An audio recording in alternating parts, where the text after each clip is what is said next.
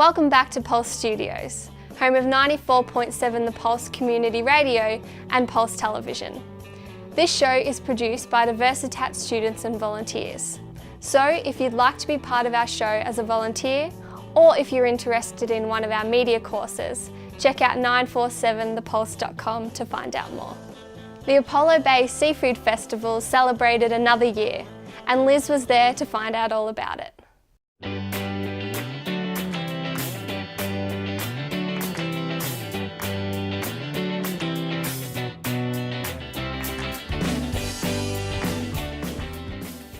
I'm here with Mary Hagan, one of the organisers of this fabulous seafood festival. Hi Mary. Hi Liz, how are you? Yeah, good. What a wonderful day. Oh, fantastic day. We're so delighted with the weather and this magnificent crowd that's turned out. I know, there's literally thousands here today and the smell of seafood in the air is just so divine. Now, big organisation to get this off the ground? Oh, it's been huge. We've got a small committee of about 5 members and we've been working pretty hard for about 6 months to try and bring this beautiful festival to fruition. Tell us about some of the things happening here today. Well, we have a range of activities for the whole family. Of course, we have a range of cooking demonstrations featuring local seafood, which is very exciting. There's also live music, some local musicians and some more sort of... Well, you've got Nick Barker here today. Yes, we have Nick Barker, so far and wide. We also have a range of activities for kids. So we have camel rides, there's face painting, there's a hula hoop demonstration and workshop. So there's heaps for everyone to do and get involved with. Well, I've found Steve Earle, one of Apollo Bay's finest chefs from La Bimba Restaurant. Hi, Steve. Hi. Steve, tell us about what goes in your paella. Okay, paella originally is a Spanish peasant dish. So it was always about what was available sort of on hand, like whether it be from the field or the sea. But today we're doing it's called a mixto, so it's predominantly seafood, local seafood, local fish, squid, Port Arlington mussels. The only thing that's not from our Victorian waters here is the king prawns that we're using on top.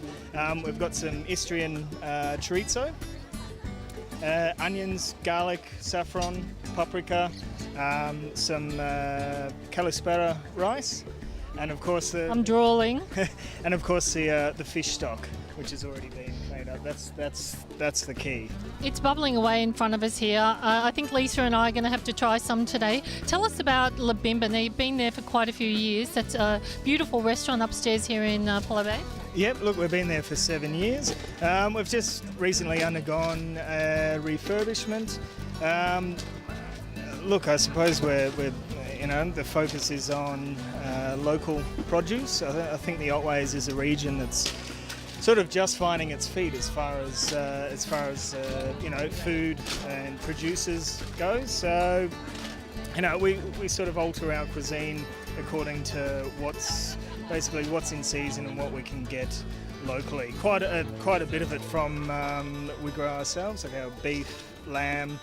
Seasonally we grow our own pork, and just trying to use local as local as possible seafood when it's in season. If it's not from the local guys here, we use fresh calamari from Queenscliff, mussels from Port Arlington, and get quite a bit of our blue eye trumpeter from out of Portland. Fantastic, awesome. Well, thanks for joining us here today. You're running a fantastic stand, and keep up the good work. Thank you, it's a pleasure. I have the wonderful Nick Barker with me today. Nick, tell us about this festival and your what? My ego has been given a good old pump up today, which is good. Well, you're so loved by Australians and Victorians, and you must love these sorts of festivals where you can come and play your stuff and walk around and have people chat to you. I just love Apollo Bay, I've got a lot of history down here. We used to have a house up in the Otways at Beach Forest when I was a kid, so spent a lot of time down here. And I just reckon that this seafood festival, I just think it's a really good fit for the town, because as you would know, the music festivals now there's one every other weekend. Everyone has them.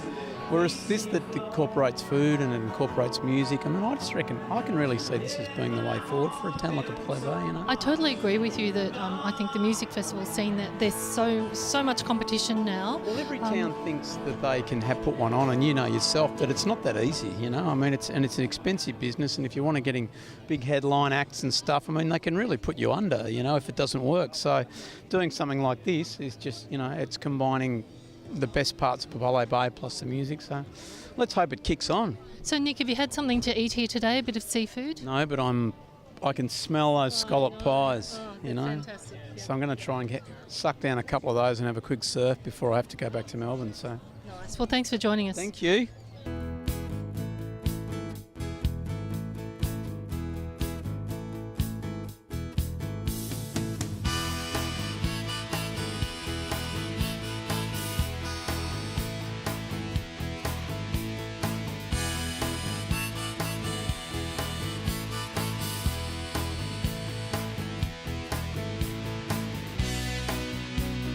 Well, this is one day I'm certainly going to put my name down for next year. The Apollo Bay Seafood Festival.